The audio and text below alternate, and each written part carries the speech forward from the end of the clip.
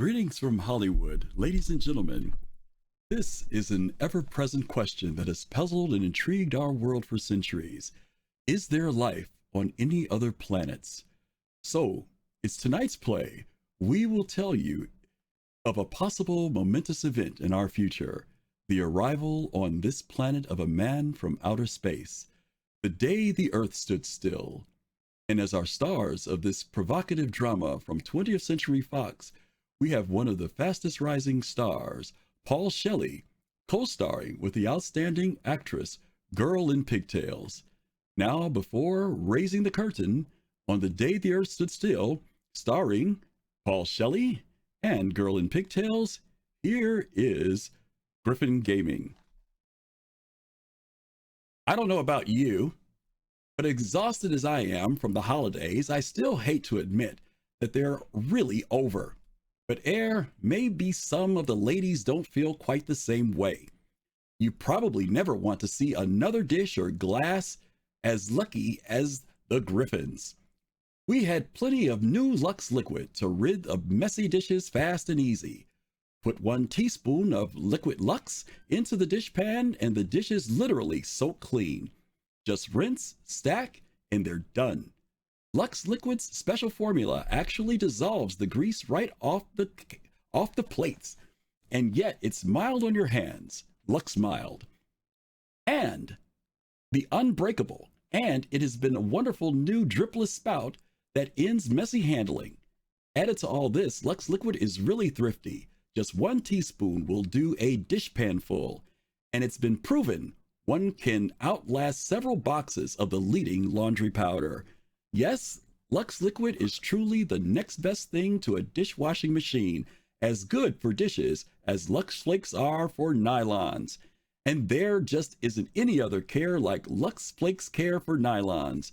It really can double the wear you get from every pair. No matter what anyone else says, remember, 96% of stocking manufacturers recommend Lux Flakes Care. And like all Lever Brothers products, Lux Liquid and Lux Flakes are unconditionally guaranteed to be all they're promised, or your money back. Now, Act 1 of The Day the Earth Stood Still, starring Paul Shelley as Klaatu and Girl in Pigtails as Helen Benson.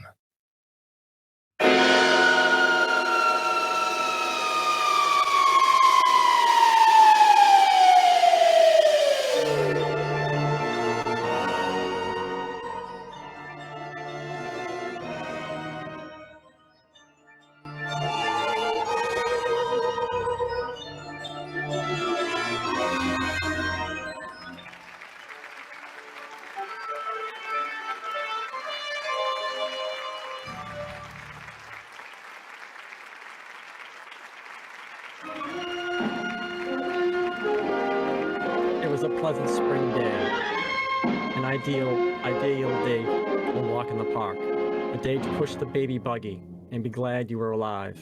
There have been at least 20 such sparkling days that this spring, and perhaps a billion or more of them since the earth began, and nothing had ever happened to spoil them but a few small fires or a slight head cold in the evening, or a rain squall. This spring day, in the middle of the marvelous 20th century, was different. It was the most different day that had happened to mankind since the first Christmas.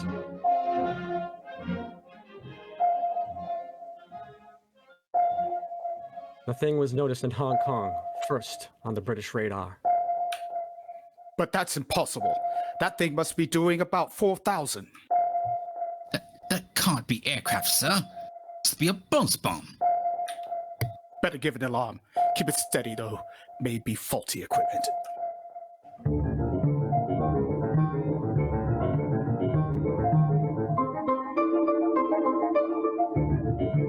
If the British radar in Hong Kong was faulty, so was the radar all over the Orient, in Asia, in Europe. So were the announcers on the radio. This is Moscow. This is Kalkipur, India. This is Radio Luxembourg. The American radar screen quickly confirmed the fact that there was nothing wrong with the British radar, and that there was something very gravely wrong 40 miles out in space, far above the Earth. Luckton at Ferris to Baker. Ferris to Baker. I have an object at 200,000 feet, 4000 miles an hour.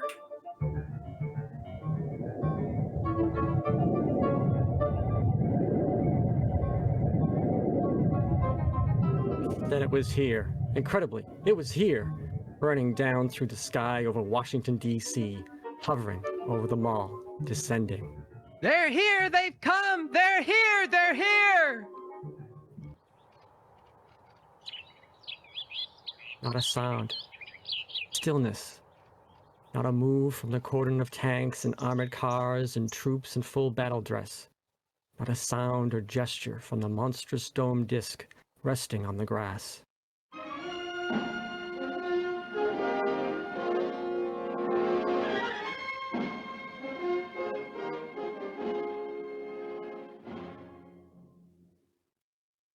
The ship, designed for travel outside the Earth's atmosphere, landed in Washington today at 3:47 p.m. Eastern Standard Time. We still do not know where it came from. The ship is now resting exactly where it landed 2 hours ago. So far, there's no sign of life from inside the ship. Behind the cordon of troops, tanks, and artillery is a huge crowd of curiosity seekers.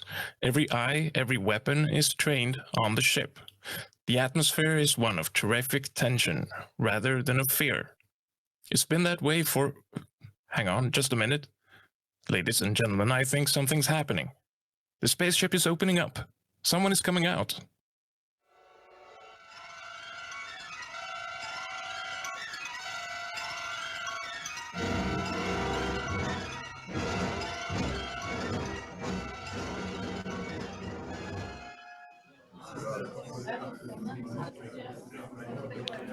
Keep calm, everyone. Don't get excited. Keep calm. Quiet.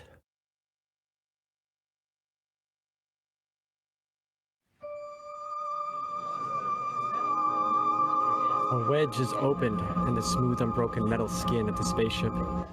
A ramp slithers out on the grass. Against an eerie glow of unearthly light from inside the spaceship stands the spaceman. He is a man, entirely like ourselves. He wears a close-fitting suit like a deep-sea diver's armor, but of alien material. A spherical helmet entirely conceals his head. He holds up his hand. He is going to speak. We have come to visit you in peace, and with goodwill. Receive me as a friend.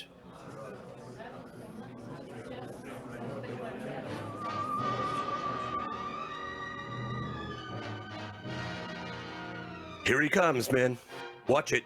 Keep that BAR trained on him. He's going for something in his tunic, sir. Quiet. It's a ray gun or something. I'm gonna let him have it. No, wait.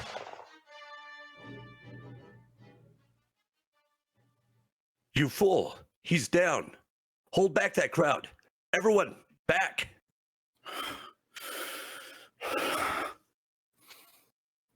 Your wound doesn't look too bad. I'm sorry, but you shouldn't have gone for that ray gun. It was not a weapon. He understands us. It was a gift for your president. With it, you might have studied life on other planets.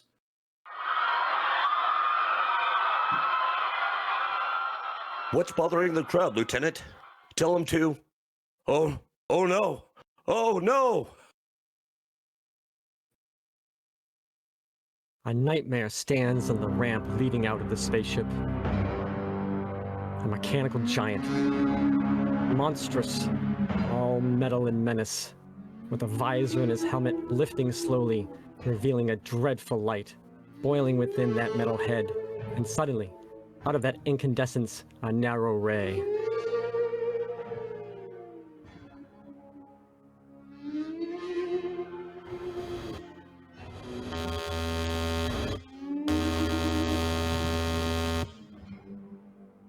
Rifles, tanks, artillery glow at that terrible incandescence and become vapor in a mush of huddled steel. And in the deathly silence that follows, the robot strides down the ramp. The Avenger, from where?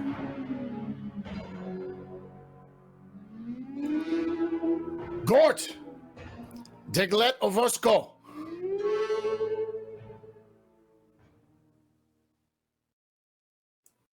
He won't hurt you now.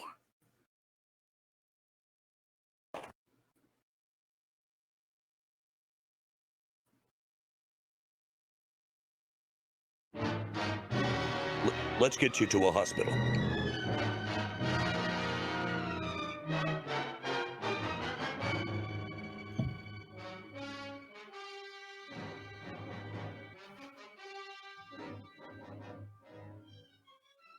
Good afternoon, sir. Good afternoon. The doctors here tell me your wound is not serious.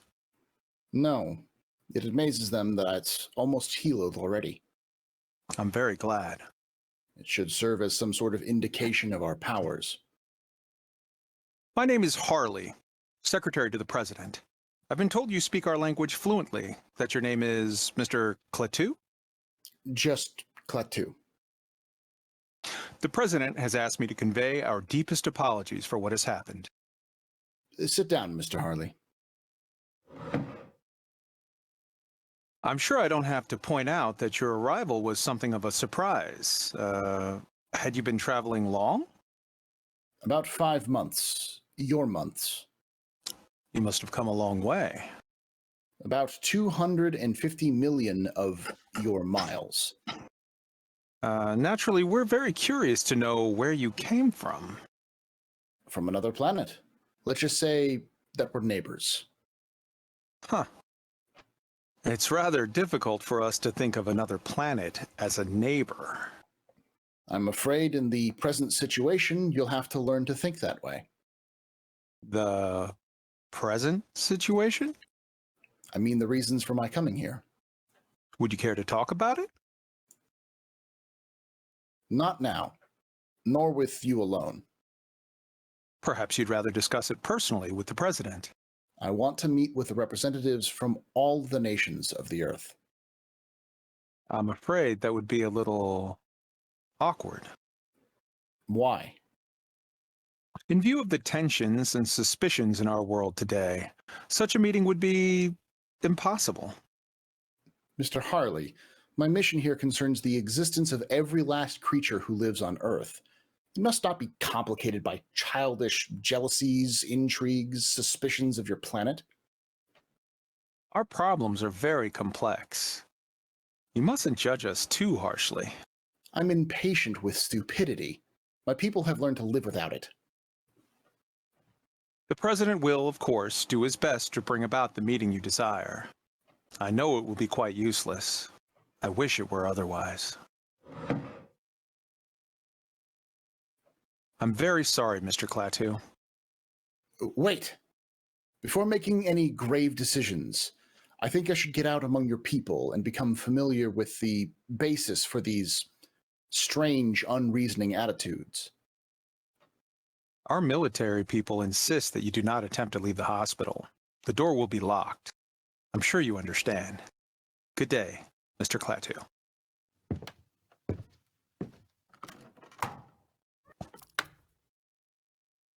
The door will be locked.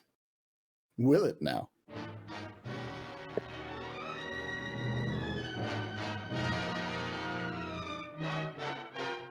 Klaatu escaped, nor could the embarrassing news of his disappearance long be suppressed.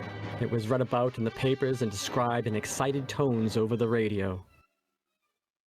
The authorities at Walter Reed Hospital still refuses to comment on how he managed to escape, except to say that he broke into a hospital locker and stole clothing belonging to a staff doctor.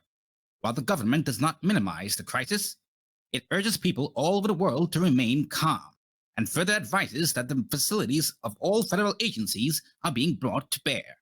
Calm, he says. Just terrible. This was the latest and the only news, and among the countless millions listening were 2 women and a boy in an ordinary home on an ordinary street in Washington. Mrs. Crockett's rooming house. There was Mrs. Crockett and Helen Benson and a little Bobby Benson. We are warned, however, that this is no ordinary manhunt, and we may be up against powers that are beyond our control or understanding, and that we... Oh, I just can't stand any more of this. Oh, I wanted to hear more, Miss Crockett. It's exciting, isn't it, Mother? Hush, Bobby. Exciting? It's enough to drive a person. Oh, who are you? I'm sorry. I saw your sign outside and your door was open. My name is Carpenter. Yes. I'm looking for a room. Oh, yes. I do have a nice room. Are you a G-Man? No, I'm afraid I'm not. I bet he is, Mom. I bet he's looking for that spaceman. I think we've been hearing too much about Spaceman, Mr. Carpenter. This is Mrs. Benson, Mr. Carpenter. How do you do? And this is little Bobby, my youngest guest. Hi. And I'm Mrs. Crockett. You're a very long way from home, aren't you, Mr. Carpenter? How did you know? Oh, I could tell a New England accent every time. This way, please, Mr. Carpenter.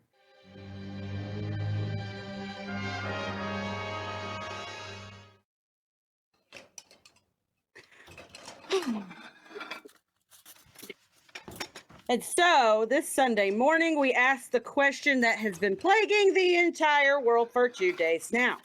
Where is the creature and what is he up to? Eat your cereal, Bobby. Oh, Mom, I'm almost full as it is. Bobby. Okay, Mr. Carpenter. I'm sorry, Mrs. Crockett. Please go on reading. Creature and what is he up to? If he could build a spaceship that can fly to Earth and a robot that can destroy our tanks and guns, what other terrors can he unleash at will? What a man. Obviously, we must track down this monster and destroy him before he destroys us. Correct. Then why don't they do it? This spaceman, or whatever he is, we automatically assume he's a monster. But maybe he isn't after all. Well, then where is he, Mrs. Benson? What's he up to? Maybe he's afraid. Ah, he's afraid. Well, after all, he was shot in the minute he landed here. I was just wondering what I would do. Perhaps before deciding upon a course of action, you'd want to know more about the people here. Nothing strange about Washington. A person from another planet might disagree with you.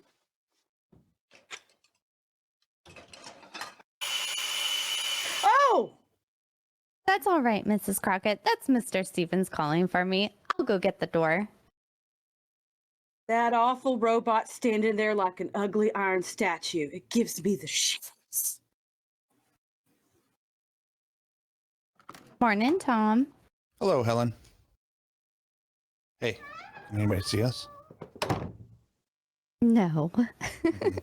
So, all right, we're all set. I picked up the sandwiches and put gas in the car. The radio's busted, so we can forget about that spaceman for a day, huh? I haven't been able to arrange for anyone to stay with Bobby. Mrs. Crockett is going out, and I don't know. Suppose you could take him with us? Oh, we could. Just today. Mrs. Crockett has plans, and I don't know who else to ask. I haven't any plans. Oh, Mr. Carpenter. I'd be glad to spend the day with Bobby, if you'd let me. Great, thanks. Well, that's very nice of you to offer. I'm sorry, Mr. Carpenter. This is Tom Slater, or Stevens. Hi. How do you do? Bobby and I had a fine time yesterday afternoon. I thought he might show me around the city today. Well? Please, I'd enjoy it.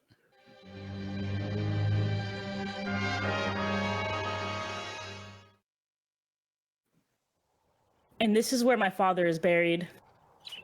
Robert Benson, Virginia, First Lieutenant, 45th Infantry, April 10th, 1916 to January 29th, 1944. Your father was very young, wasn't he, Bobby? He was killed at Anzio. Did Did all these people here die in wars? Oh, most of them. Didn't you ever hear of Arlington Cemetery? I'm afraid not. You don't seem to know much about anything, Mr. Carpenter. I've been far away, Bobby. Don't they have places like this where you've been? Not like this one. You see, they don't have any wars. Let's walk. All right. What would you like to do now? Go to the movies. All right. No fooling? No fooling. Do you have any money to go there? Well, I've got $2. I'll treat you, okay? No, I want to take you. Look, do you think they'd accept these? Gee, what are they? Diamonds? Well, in some places, these are what people use for money. They're easy to carry and they don't wear out. I'll bet they're worth $1 million. Would you give me $2 for 2 of these? Sure, okay. There you are. Let's not say anything to Mom about this, huh? Why not? Well, she doesn't like me to take advantage of people. Hey, before we go to the movies, would you like to see the Abraham Lincoln Memorial? Thank you. Yes, I would.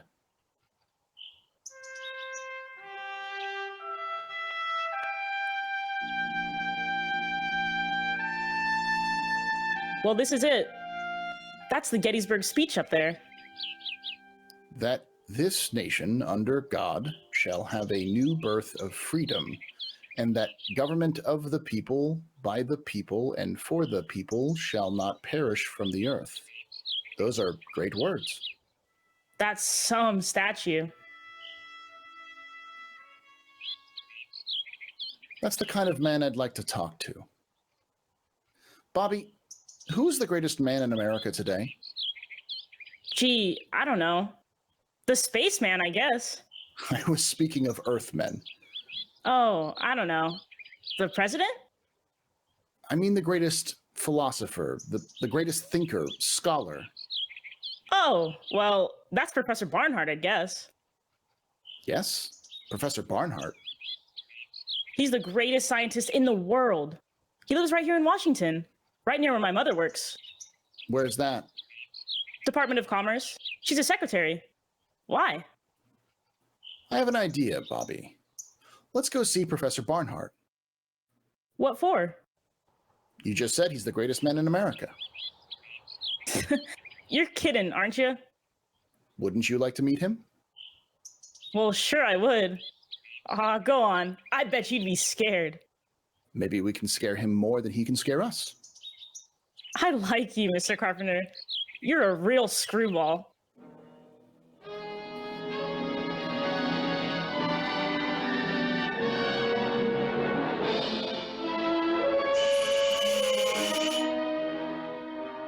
Gee, maybe the professor isn't at home. Let's take a look through that window.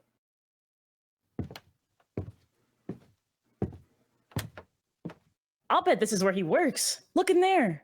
Books all over, blackboards full of stuff.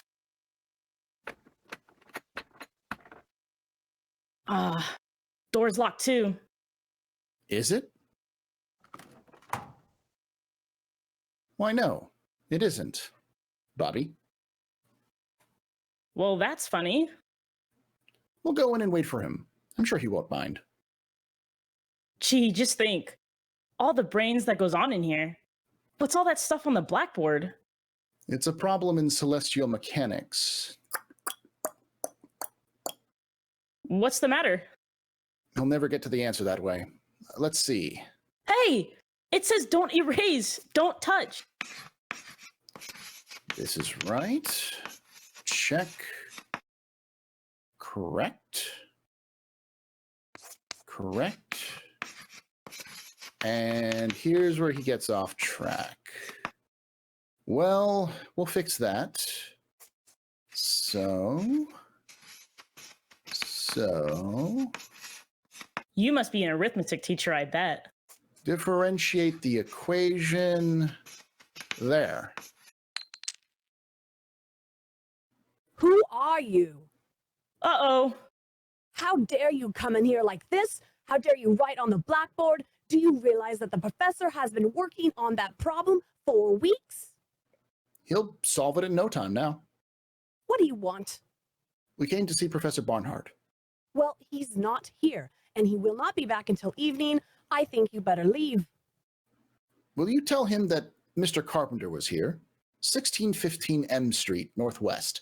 I think he'll want to talk to me. Indeed. Thank you. Oh, it may have entered your mind to erase what I've written on the blackboard. It certainly has. I wouldn't do that. The professor needs it very badly. Come on, Bobby. Carpenter, 1615 M Street, Northwest, Carpenter M Street.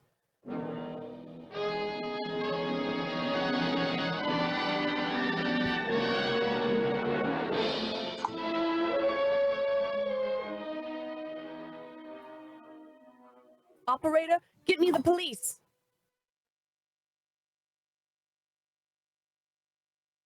It is early evening of the same day.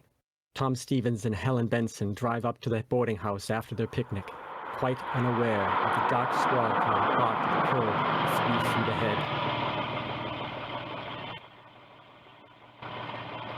Well, here we are. Thank you, Tom. It was a wonderful day. You, still haven't answered my question. Oh, you know how I feel, Tom. But I still want time to think it over. If I could only tell the boss I was getting married and acquiring 2 dependents. You're a good salesman. A good salesman wouldn't give you the time to think about it. Good night. Didn't you forget something? Now, good night. Good night. Night. Oh, Mr. Carpenter. Hi, Mom. Hello, darling. Mrs. Benson, this is Mr. Brady. How do you do? How do you do? Mr. Brady's a government agent. Oh, did you have a nice day, Bobby? We had a swell time, didn't we, Mr. Carpenter? Yes, we did. We went to the movies and had a banana split and went to see Daddy. Oh, I don't know how to thank you, Mr. Carpenter. I enjoyed every minute of it. We better get going. Yes. Good night, Bobby. Good night. I'll tell you the rest of that story tomorrow. Good night, Mrs. Benson. Good night. Nice meeting you, Mrs. Benson. You.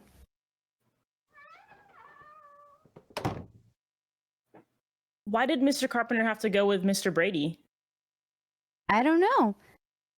Maybe it was a mistake. Upstairs with you. Yeah, we sure had fun today. We went all over Washington and went to see Professor Barnhart. Professor Barnhart? Oh, sure. Barnhart. Up to bed. Pronto.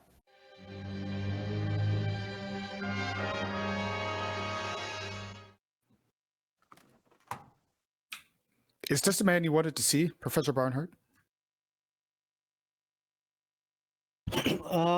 Thank you, Mr. Brady. If I may speak to Mr. Carpenter alone, please. I'll wait outside, Professor. You are Mr. Carpenter? Yes, Professor. Who wrote the equations on my blackboard? My clumsy way of introducing myself. Forgive the manner in which you were picked up. Hilda called the police before I saw your annotations on the board. I appreciate the need for security, Professor. I have not quite fathomed the problem, even with your remarkable assistance, Mr. Carpenter. Let's look at it, sir. All you have to do now is substitute this expression at this point. Yes. That will reproduce the first order term, but what about the effect of the other terms? Negligible. With variation of parameters, this is the answer. How can you be so sure? Have you tested this theory? I find it works well enough to get me from one planet to another. Plateau? I spent 2 days in your Walter Reed Hospital. I was interviewed. I need no proof. This blackboard is proof. If you're not interested, or if you intend to turn me over to the Army, we needn't waste any more of your time. Are you kidding? Interested? Will you excuse me one moment, please? Mr. Brady, you may go now. Please thank General Cutler and tell him that I know this gentleman. So much for that, Cletu. Now, please sit down. You have faith, Professor. Faith and, curiosity? So sit down. I have several thousand questions to ask you. I would like to explain my mission here. That is my first question. It was my hope to discuss this officially with all of the nations of the world. I was not allowed the opportunity.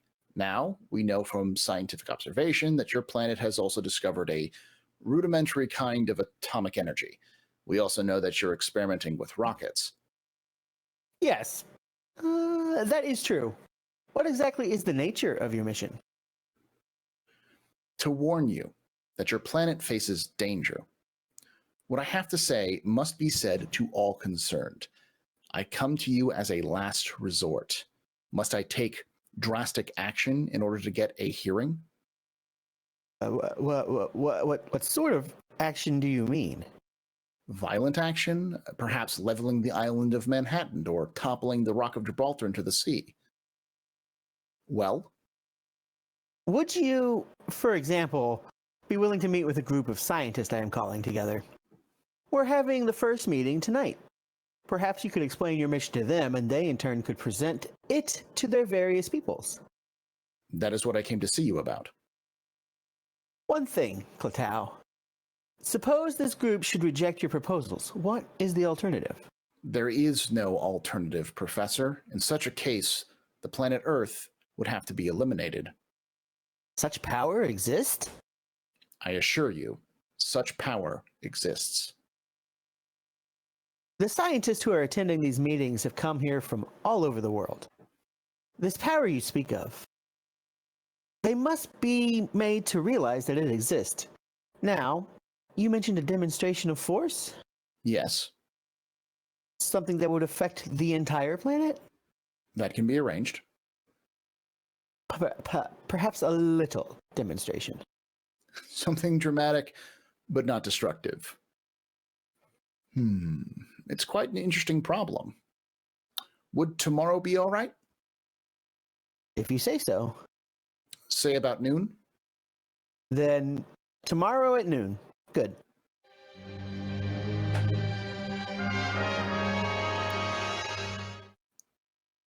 Going out tonight, Mrs. Benson? Oh, it's you, Mr. Carpenter. I'm afraid I startled you. Yes, I am going out tonight. Mr. Stevens is calling for me. Everyone seems so... Jittery is the word. Bobby's the only person I know who isn't jittery. He's a fine boy, Mrs. Benson. Naturally, I think so. Warm, friendly, intelligent. He's the only real friend I've made since I've been here. Mr. Carpenter, this is none of my business, but why did that detective come here last night? Mr. Brady? Bobby and I tried to see Professor Barnhart in the afternoon, but he wasn't in. Apparently they thought I was looking for secrets of some kind. Oh, that must be Tom now.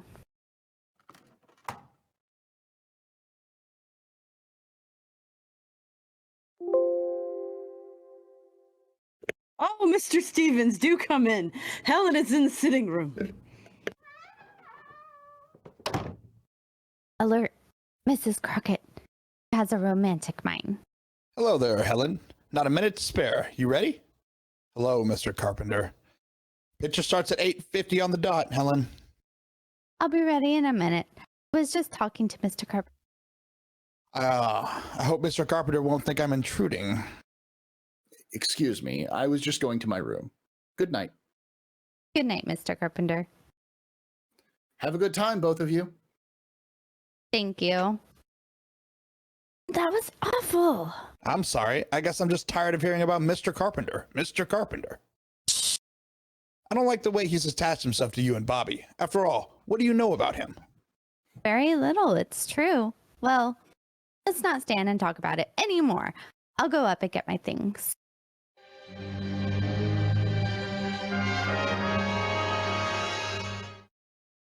Gee, Mr. Carpenter, thanks a lot for helping me with my homework. That's all there is to it, Bobby, my boy. All you have to do is remember the first, find the common denominator, then subtract. I gotcha. Thanks, Mr. Carpenter. I'm leaving with Tom, Bobby. You'll go to bed on time now, won't you? I'll say goodnight again, Mrs. Benson. Mr. Carpenter. Yes?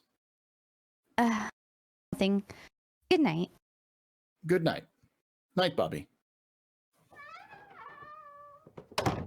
Bobby, I think it would be better if you didn't see quite so much of Mr. Carpenter.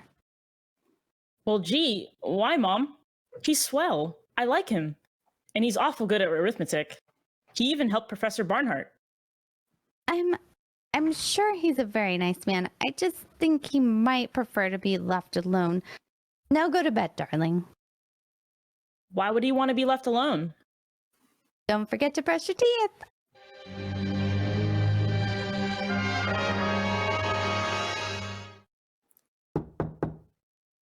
Come in. Bobby, do you have a flashlight I might borrow for tonight? Oh, sure, Mr. Carpenter. It's a real Boy Scout one. Thank you, Bobby. Why do you want it?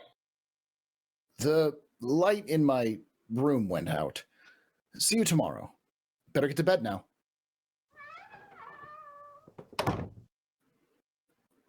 Huh. Gee, I wonder if the batteries are any good. Mr. Carpenter?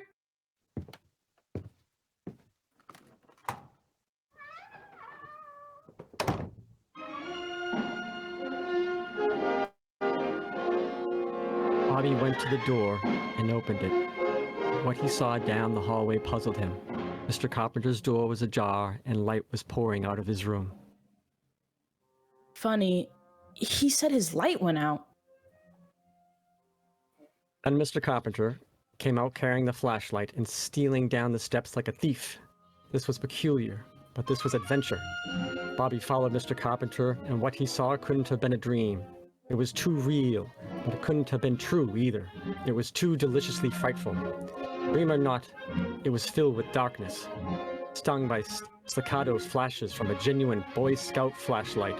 Flashes that activated a giant robot into knocking out his guards so that Mr. Carpenter from the boarding house could get into the shed the Army had built around the spaceship.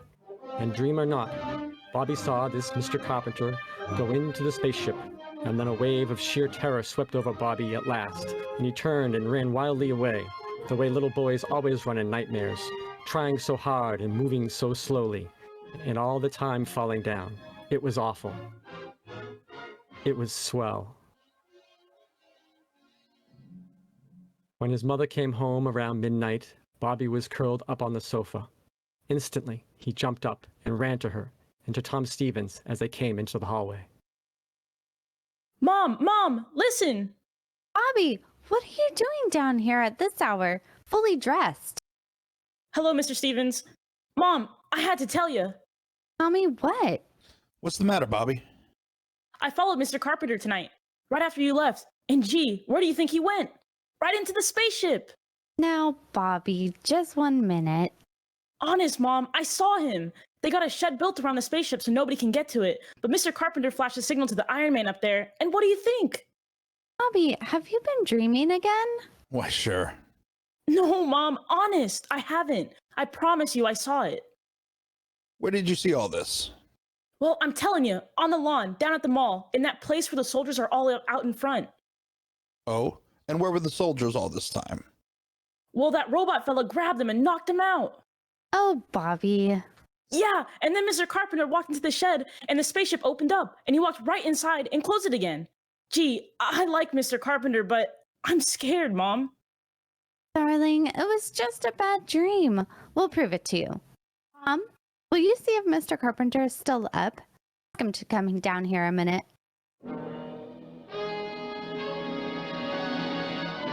Helen? Yes, Tom? Helen, he's not here. But look what I found on the carpet. It can't be a diamond, can it? I don't know. It's much too big. Looks real to me. Oh, Mr. Carpenter's got lots of them. He gave a couple of them to me. Here. He gave these to you? Well, not exactly. I gave him $2. I don't know, but this whole thing, it just doesn't make sense. Look, Helen, do you think it's all right for you to stay here tonight?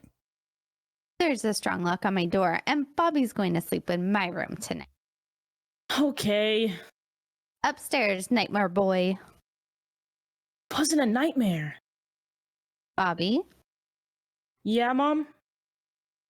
Bobby, your shoes are soaking wet. Yeah. Grass on the wall was kind of wet. Good night, all. Oh, Tom. I wonder.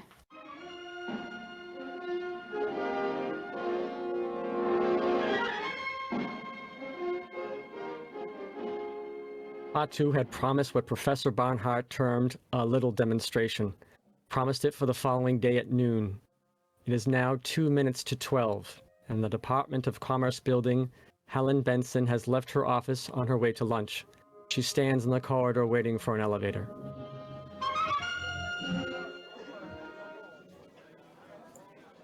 Mrs. Benson. Mr. Carpenter, what are you doing here? I came to see you. Well, I was just going to lunch. What is it? I saw Bobby this morning before he went to school. Yes? I want to know what he told you. Oh, Bobby has such an active imagination. Do you believe what he told you? Really, Mr. Carpenter, this is where I work, and I only have a short time for lunch today. If you'll excuse me. I'll go down with you. If you like, service elevator's open. You'll have to press the button, Mr. Carpenter. Oh, yes. Yes.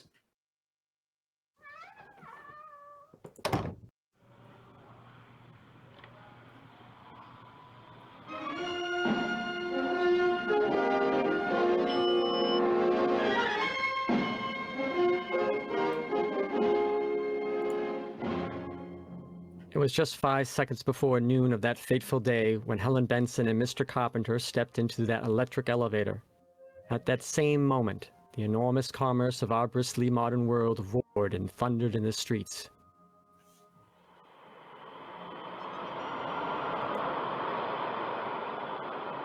Five seconds to noon. 4 seconds. 3 seconds. 2 seconds. 1. 0.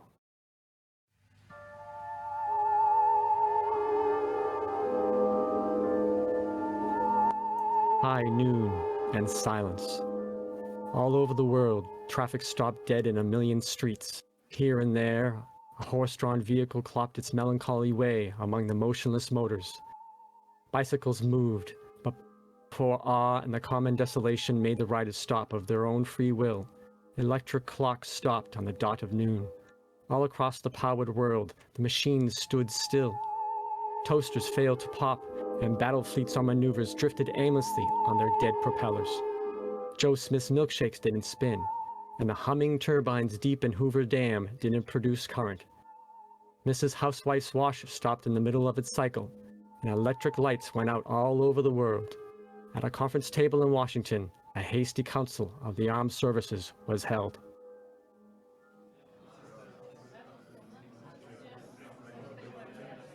As far as we could tell, gentlemen, all electric power has been cut off all over with few exceptions, and even these exceptions are remarkable. Hospitals, planes in flight, that sort of thing. I wish I could be more specific, but all our communications are out. I can tell you that we are preparing to declare a state of national emergency, but before we start discussing plans, I want to report from Colonel Ryder.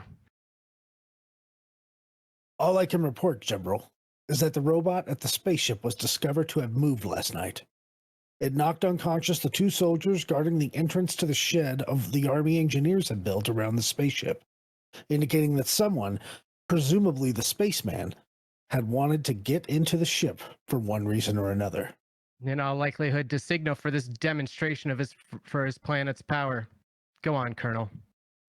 Well, that's all, sir. Now, gentlemen, until now we've agreed on the desirability of capturing this man alive. We can no longer afford to be soft in this matter. We will get him alive if possible, but we must get him. Is that clear, gentlemen? Dead or alive? Get him. All over the world, electric power has been neutralized on the stroke of noon, as a token of the spaceman's power and as a warning to the Earth. While they've been trapped between floors in an elevator, the spaceman has told Helen his identity and purpose here. I've already told you more than I told Professor Barnhart, because my life, in a sense, is in your hands. But if I die, a world, your world, may die too. Yes. I understand. I thought if you knew the facts, you'd appreciate the importance of my not being caught before the meeting tonight with the world scientists. Yes, of course I do. You hold great hope for this meeting, don't you? I can see no other hope for your planet. If the meeting should fail, then I'm afraid there is no hope. Oh, the lights. And we've started again. It must be 12:30. Yes, exactly. Where are you going now? Back to the boarding house. I'll be safe here for this afternoon. I'll be able to keep an eye on Bobby. He's the only person I know who knows about me. No, wait a minute. There is someone else. How? There can't be. Tom, he was with me last night when Bobby told me what he saw. Well, of course, he doesn't know anything definite, and, well, he talked to me first before, but then we can't take any chance, can we? Can you get in touch with him? I think so. I mean at once, now. I'll try. You will, you must. Hello? Hello? Operator. I was connected with my party. Please. Hello? Oh, this is Mr. Tom Stevens' office again. We were Well, I must speak to Mr. Stevens. Yes, this is Miss Benson. Benson. Well, when do you expect him in then? Well, will you tell him I called and please not to leave his office? I'm coming down to see him. Yes. Yes. It's very important. To you too.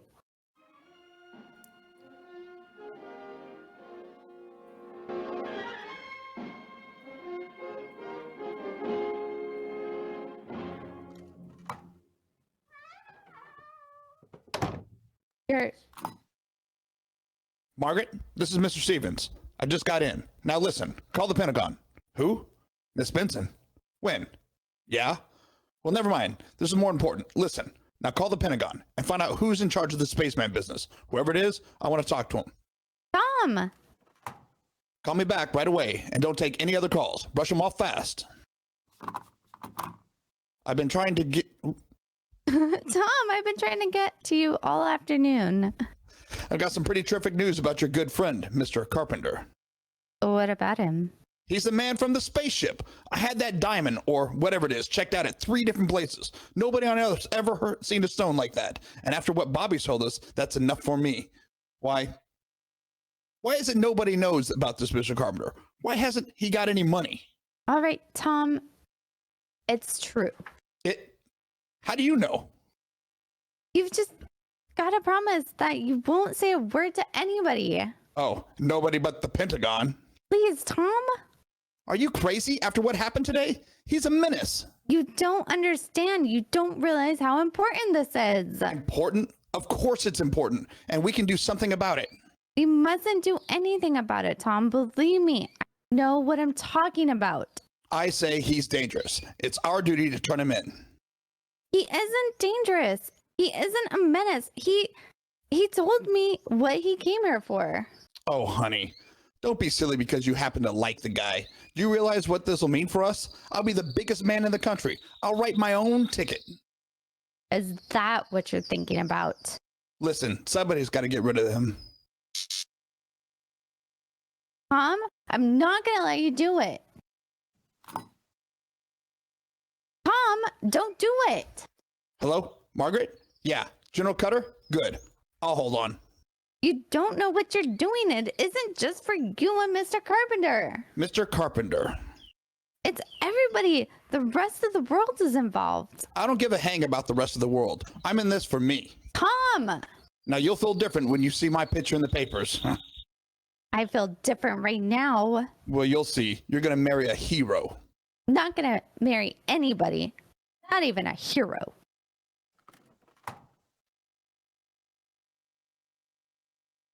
Hey, Helen?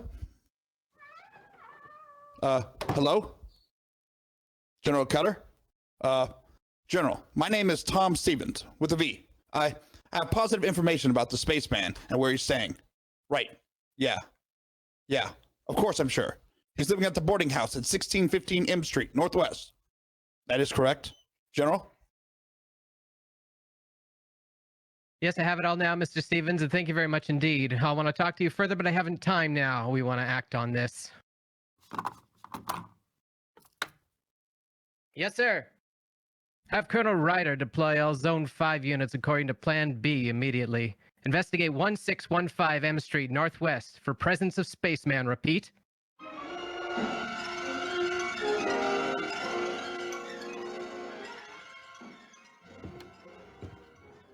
Mr. Carpenter.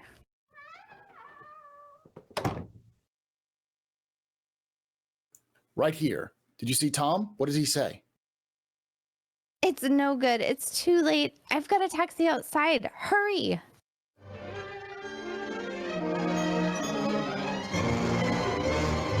Attention, Zone 5. Attention, Zone 5. Man and woman observed entering taxi at 1615 M Street, Northwest. Man is probably Klaatu, alias Carpenter. Establish roadblocks according to Plan Baker and maintain station. Remain on radio alert until further orders. I don't know. I think we may have been seen getting into the taxi. Where can you go? I'm not sure Barnhart can arrange. I'm sure Barnhart can arrange me to hide until the meeting tonight. Where is it going to be? At the ship. Now look there, army cars. Full troops, in full gear. The alarm is out, all right. It's only a few more blocks to Professor Barnhart's. I'm worried about Gord. I'm afraid what he might do if anything should happen to me. Gord? He's a robot. He's a product of centuries of refinement. But what could he do without you? There's no limit what he could do. He could destroy the Earth. And the city is swarming with patrol cars, hunting you. How can we tell them? They won't listen. You must listen. If anything happens to me, you must go to Gort. You must give him this message. Klaatu Barada Nikto. Gort. Klaatu Barada Nikto. Say it. Gort. Klaatu Barada Nikto. Gort. Klaatu Barada Nikto. Klaatu Barada Nikto. Remember those words. Klaatu Barada Nikto.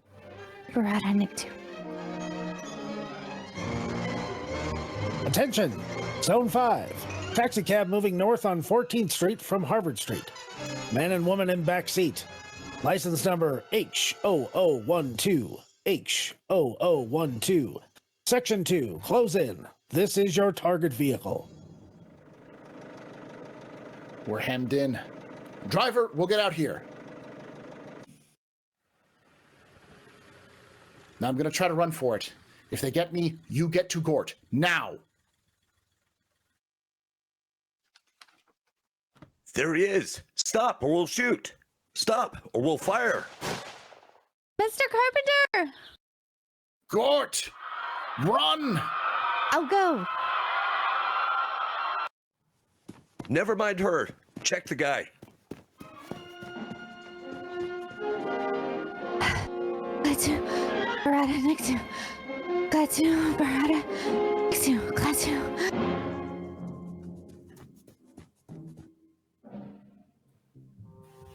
Centuries, ages of superhuman, superplanetary skill had bred intuition and a dim power of reason into the enormously complex intelligence inside of Gort's metal brain case. When Helen Benson stumbled up to the shed that housed the space machine, the guards were not there. Then she saw them. They were lying inside, their rifles fused and bent. Gort somehow knew that Klaatu was dead. Gort was already on the move. He was on the move toward Helen.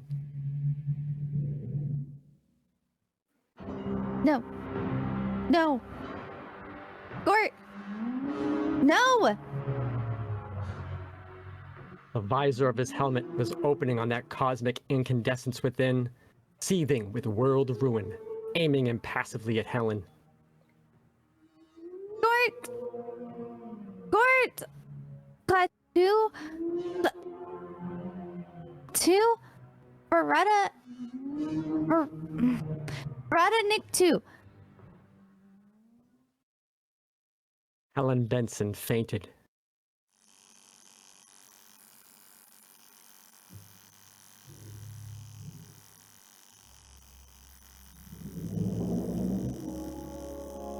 When she returned to consciousness, she was lying on a dais, bathed in a soft, shadowless light, in a chamber vaguely circular, of completely unfamiliar build.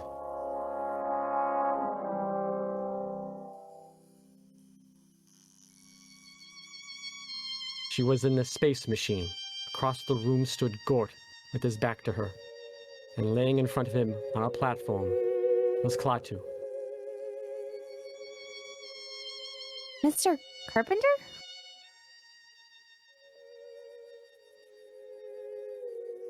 Gort the machine, the automaton, was applying electrodes to his master, and a piercing, whining, maddening sound filled the ship.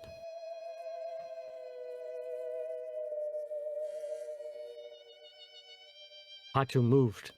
He sat up, stood up. Mr. Carpenter! Hello. You were... I was. They took me to an emergency hospital at the city jail. Gort broke in and took me back here. This technique can restore life, in some cases, only for a limited time. How long? No one can tell. Time enough and more for me to go outside and speak to Professor Barnhart's scientists. I must speak to them. It's what I came for. Gort, will you put out the ramp?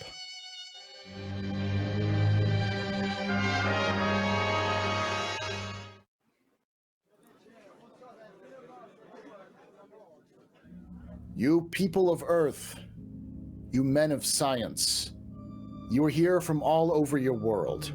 Europe, Asia, representing many nations, many ideas. I'm leaving soon. You will forgive me if I speak bluntly. The universe grows smaller every day. Where I come from, we believe there must be security for all, or no one is secure. This does not mean giving up any freedom, except the freedom to act irresponsibly. This is the message that I ask you to take back when you return to your native lands. Tell your people and your governments that we have created a race of robots whose function it is to patrol the planets in spaceships and preserve the peace. At the first sign of treachery, they will act automatically. Nothing you have here on Earth can stop them. The penalty for provoking their action is too terrible to risk. Your choice is simple. Live in peace or perish in violence. We shall be waiting for your answer. The decisions rest with you. Gort, Barengo.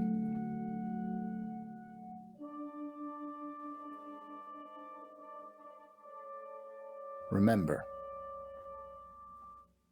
I'll remember, Mr. Carpenter.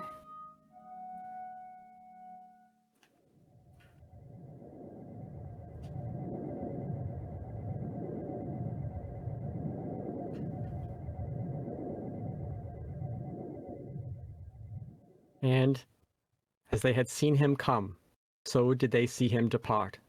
And the people of the earth pondered upon the warning.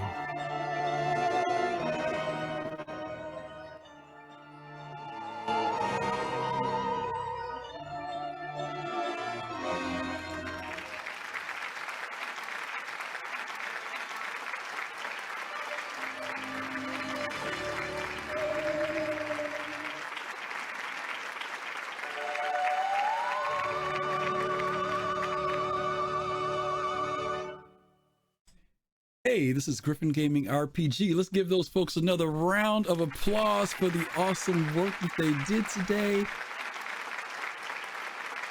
They were simply fabulous. Want to give a special thank you to our leads today, Girl in Pigtails up there in the corner. We want to give a shout out to her, to Paul Shelley, who also played the role of Klaatu, to the Q, who played the role of Tom Tom. People were hating on you in chat. I want you to know that. They were. They were hating on you. I want you to know that. and last but not least, a real good shout out to Yo-Yo Meg, who played Bobby Benson. Yeah, Yo-Yo. Fantastic work, everybody. Good I don't know how I job, got Yo-Yo. here. Yeah, we Great want to job. say Good thank job, you everybody. to all of our leads and all of our support cast. Admiral Kusanagi, who took on the role of narrator within 24 hours and did a great job. Thank you, Admiral Verity. Thank you, Sigelian, Calrati, Dr. Murray, Buster the Destroyer, Dark Knight 75, Fist 25, Jawa Sparky, J2 Viking, Smiling Viking, Kaizen, and of course the voice that we all recognize, Oliver Zark, who is here. What time is it there, Zark, for you this time? What time is it? It's 2 a.m. 2 a.m. So thank you. On a Monday. Yeah, but for giving me extra Perfect. time and being Flex that. here. Thank you. We also want to say thank you guys so much for your donations. We've reached a really great point right now with our goal. For those of you who may not have given, we are doing this charitable fundraiser for Gamers Outreach. Paul, I actually found out about them through you. Gamers Outreach is basically an organization that donates games for kids when they're hospitalized, and they're a really great organization. And as you guys see, we've got a barcode on the screen. If you click on that, if you go also on our YouTube and our Twitch, you can click on the barcode there. It'll take you straight to the site. And we really ask that if you would consider to donate to such a wonderful organization. For those of you who've given, thank you so much.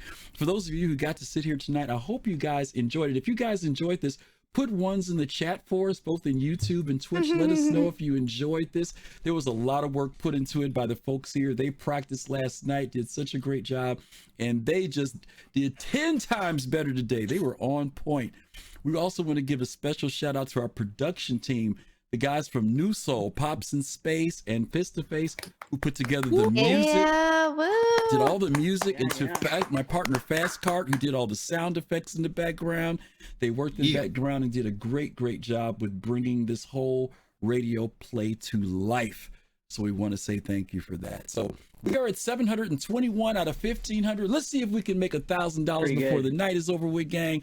That was our original goal. We expanded it to 1,500, but we're going to shoot for 1,000. If you can, send the link out to this. We're also going to have this on YouTube and Twitch. Send the video to other folks. We're going to leave the donations up for the week. Hopefully we'll reach that goal by the end of the week. Last time we raised 2,000. Hopefully we'll get to 1,500 by the end of the week. So I just want to say thank you again to all the participants, all these wonderful Star Citizen content creators. You guys be sure to check them out. You already know most of them, but visit them, follow them. They are a wonderful group of people. And again, I want to say thank you to everyone who helped us out tonight with this event, because it was a great sacrifice for all of them. We are going to set ourselves up for the raid now. And we are going to visit with Star Jump Ender. You guys know the folks from Star Jump Station, and we're going to be raiding Star Jump Ender. So when you guys get over there, give him a shout. Tell him. Oh, by the way, let me say thank you to Arc VR. I didn't see you did a raid of us for 41 viewers. Thank you so much for that. Jamie, thank you for the follow. Before we hit off, Griff, we just all, I know I speak for everybody here. We all want to just say thank you because the amount of effort that you put into this was unbelievable. Thank you. Yeah, we have to say that. So, Great job. Thank you so much. for Thank you so everything much. do. Thank you. Thank you. Thank you guys so much for extending yourselves. Yeah, we really do appreciate that. We really do. Thank you, Admiral. Okay, Thrakazad, thank you for that gift sub. Jamie, thank you for that follow. And we are going to bump you guys out and send you on your way. I hope you had a great Sunday. Hope you enjoyed the show. And as always, we tell you guys, take care of yourselves. Stay healthy. Stay safe. Peace, love, and soul. We'll see you guys real soon. Take care. Peace. Happy Halloween. Happy Halloween. Yeah, still Halloween tomorrow. Halloween. Nanu, nanu.